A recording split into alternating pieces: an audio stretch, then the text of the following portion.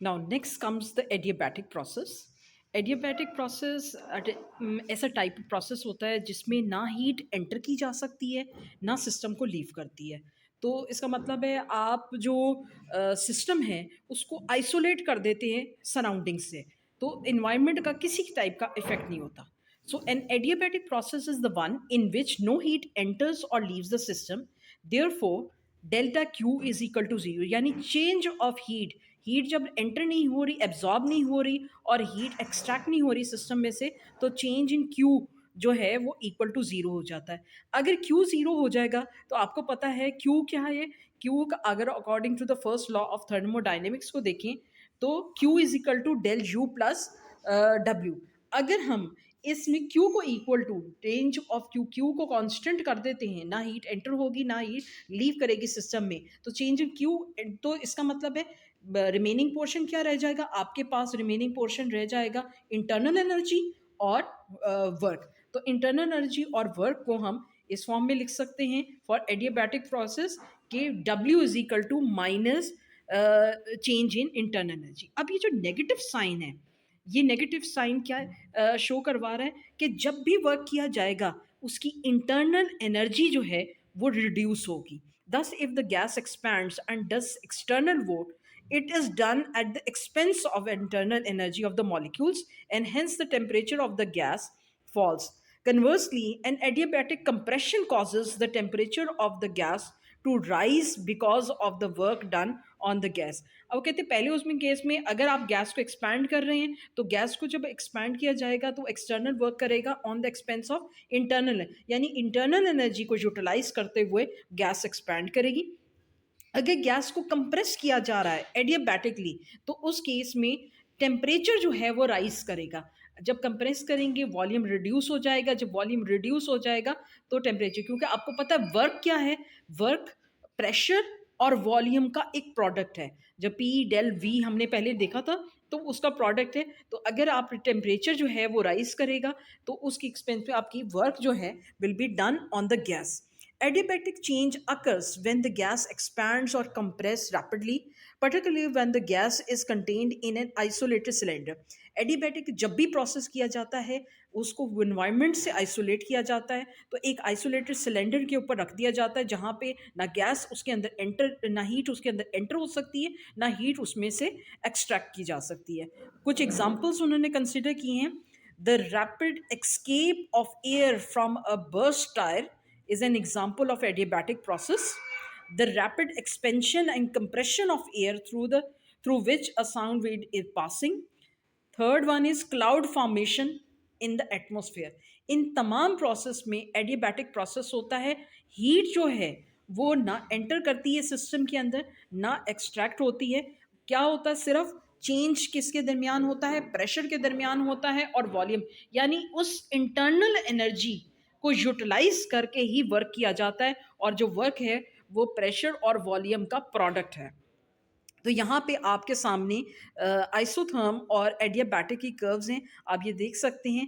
Adiabatic curve जो है वो मोर स्टीपर है एज कंपेयर टू आइसोथर्म, क्योंकि आइसोथर्म में टेम्परेचर को कांस्टेंट रखना होता है। अगर वो टेम्परेचर को कांस्टेंट रखना है तो एक्सपेंशन ऑफ गैस और कंप्रेशन ऑफ गैस जो है वो स्लोली की जाती है, जब एडियाबैटिक केस में ये नहीं की जाती। जब भी ये पी वी जो है वो कांस्टेंट, वी जो है हम कंसिडर करते हैं molar specific heat of the gas के लिहाज से, जो कि डिपेंड करता है किसके ऊपर?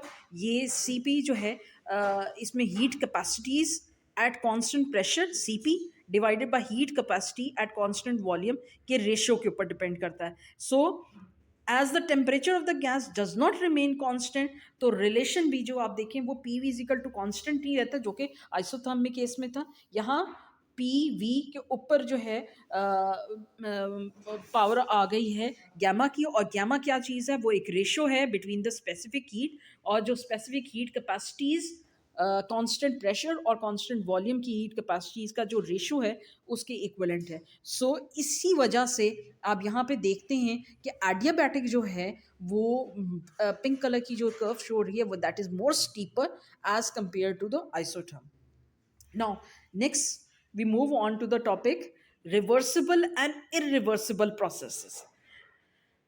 जैसे कि नाम से ज़ाहिर है, रिवर्सिबल प्रोसेस, जो प्रोसेस कंप्लीट करने के बाद अपने अंदर चेंजेस प्रोड्यूस करने के बाद वापस अपनी इनिशियल स्टेट पे आ जाए। और इस इनिशियल स्टेज हम किसको कहते हैं? वो पैरामीटर्स, प्रेशर, वॉल्यूम, टेम्परेचर, वो पैरामीटर्स इनिशियल पैरामीटर्स के ऊपर अटेन कर लें तो हम इसको रिवर्सिबल प्रोसेस कहते हैं। अगर वो ना अटेन कर सके, that is the irreversible process. A reversible process is one which can be retraced in exactly reverse order without producing any change in the surrounding. In the reverse process, the working substance passes through the same changes as in the direct process, but thermal and mechanical effect at each stage are exactly reverse. अब consider करो कि एक process है, उसमें heat उसने absorb की, उसका temperature rise किया, टेम्परेचर राइज करने के बाद उसने मैकेनिकल वर्क किया। अब ये मैकेनिकल वर्क दोबारा किया जाए रिवर्स ऑर्डर में और वो दोबारा हीट में कन्वर्ट हो, दैट इज़ क्या वो कह रहे हैं कि एनर्जी जो है उसकी कन्वर्जन रिवर्स ऑर्डर में होती है। If heat is absorb in the direct process, it will be given out in the reverse, यानी बिल्कुल ऑपोजिट प्रोसेस होगा जब वो रिवर्स करके अपनी इनिशियल स्टेट के ऊपर जाएगा। And if work is done by the substance is in the direct process, work will be done on the substance in the reverse process. अगर जो वर्किंग सब्सटेंस है वो सिस्टम के ऊपर कर रहा है तो रिवर्स प्रोसेस में सिस्टम उसके ऊपर वर्क नहीं करेगा, बल्कि वो वर्क करेगा ऑन द सिस्टम। यानी अगर पहले केस में वर्क जो है वो पॉजिटिव है तो रिवर्स केस के अंदर वर्क आपका नेगेटिव हो जाएगा। फर्स्ट केस में अगर हीट एब्जॉर्ब हो रही है तो रिवर्स केस में हीट एक्सट्रैक्ट होगी या वो वहाँ से रिमूव कर दी जाएगी। तो जब भी ये साइकिल जो है वो कंप्लीट होता है और फॉर दोज सिस्टम्स जो ये प्रोसेस को कंप्लीट करते हैं और रिस्टोर करते हैं अपनी ओरिजिनल कंडीशन, यानी प्रेशर, वॉल्यूम और टेम्परेचर को, उनको हम कहते हैं कि वो रिवर्सिबल प्रोसेसेस हैं। A succession of events which brings the system back to its initial condition is called a cycle, and this cycle is called the reversible cycle. जो साइकिल, प्रोसेसेस का साइकिल जिसमें चेंजेस प्रोड्यूस हो रही हैं और वो वापस अटेन कर लेती हैं अपनी इनिशियल स्टेज को, उसको हम रिवर्सिबल साइकिल कहते हैं। एक्चुअली प्रैक्टिकली हम बात करें तो कोई भी ऐसा प्रोसेस नहीं है जो कि कंप्लीटली रिवर्सिबल हो। हम क्योंकि कंसिडर करते हैं कि अगर प्रोसेस ऑफ लिक्विफिकेशन है उसमें इवापोरेशन हो जाती है और उसके बाद दोबारा आप उसको कंडेंस करें और उसको बाद में दोबारा लिक्विफाई करें, तो there is chances, fair chances of dissipation, कुछ अमाउंट ऑफ ये जो है वो डिसिपेट हो वो ना मिले। तो ये प्रैक्टिकली कोई भी प्रोसेस जो है वो कंप्लीटली रिवर्सिबल नहीं कहलाता, वो प्रैक्टिकली वो इरिवर्सिबल ही होते हैं। Similarly, the slow compression of a gas in a cylinder is reversible process as the compress can be changed to expansion by slowly decreasing the pressure on the piston through the river. इस पे भी required क्या है कि जब आप gas को compress कर रहे हैं और उसके बाद वो गैस एक्सपैंड, ये प्रोसेस बहुत स्लो होना चाहिए। अगर ये स्लो नहीं होता तो देर इज चांसेस कि आपकी हीट एनर्जी जो है उसके अंदर जो इंटरनल एनर्जी है वो डेसिपेट हो जाए, तो वो बाकी ओरिजिनल अपनी state, original parameters of pressure, volume of temperature कभी भी अटेन नहीं कर सकेगी। If a process cannot be retracked in the backward direction by reversing the controlling factors, it is an irreversible process. All changes which occur suddenly or which involves friction or dissipation of energy through the conduction, convection, or radiation are irreversible.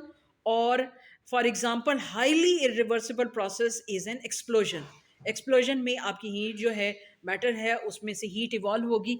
अब वो heat जो है आप completely वापस retract करके restore नहीं कर सकते। So practically dissipation of energy जो है उसका फैक्टर हमेशा रहता है due to these factor of, ये जो उन्होंने फैक्टर्स बताए जिसमें फ्रिक्शन का फैक्टर है जिससे डेसिपेट होती है एनर्जी, कंडक्शन का फैक्टर है, कन्वेक्शन का फैक्टर है, और जिसमें रेडिएशंस निकल जाती हैं, तब वो सिस्टम प्रोसेसेस कभी भी रिट्रैक नहीं कर सकते अपनी इनिशियल पोजीशन को, जबकि प्रेशर, वॉल्यूम और टेम्परेचर था।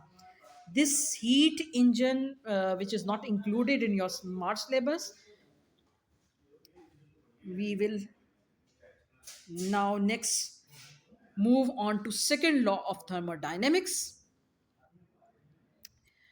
Okay, the second law of dynamics में हमें वो कंडीशंस पता चलती हैं, वो पाथ पता चलता है जिसके थ्रू आपकी जो एनर्जी है वो एक स्टेट से दूसरी स्टेट में कन्वर्ट होती है, या हम कहेंगे high energy low energy level में किस तरह से मूव करती है, योर लो रेजोवायर से हाई रेजोवायर में किस तरह से मूव, वो पाथ जो है वो डिस्क्राइब करता है सेकेंड लॉ ऑफ थर्मोडाइनमिक्स।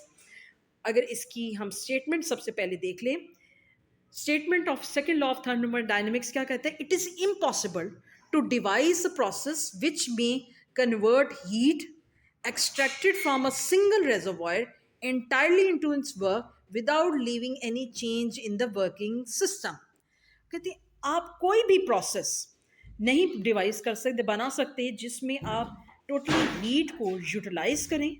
एक रेजोवायर है, एक हीट हाई टेम्परेचर रेजोवायर है, उससे आप उसको यूटिलाइज करें, एक्सट्रैक्ट करें और कंप्लीटली उसको कन्वर्ट कर दें into useful work without dissipation of energy। There is a fair chance that maximum जो अमाउंट ऑफ वर्क आप उस रेजर्वायर से ले सकते हैं, that is some portion of that energy. कुछ पोर्शन ऑफ एनर्जी को आप यूटिलाइज करके यूजफुल वर्क में कन्वर्ट कर, बाकी उसने डेसिपेट होना है। जैसे हम कंसिडर करते हैं कि आपके कोई जो पेट्रोल के इंजन्स हैं वो वर्क कर रहे हैं, इसमें लिखा हुआ है पेट्रोल के इंजन रफली 25% ऑफ इट्स एफिशिएंसी। किसी भी इंजन की एफिशिएंसी ये डिसाइड करती है कि कितनी आपने इनपुट दी, यानी कितनी अमाउंट ऑफ हीट या उसको एनर्जी प्रोवाइड की। वो energy in the form of heat भी हो सकती है, in the form of fuel भी हो सकती है।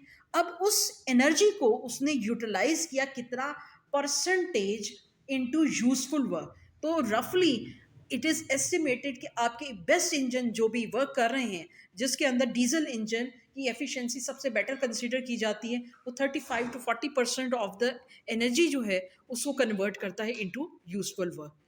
बाकी जो है सारी आपकी डेसिपेट हो जाती है।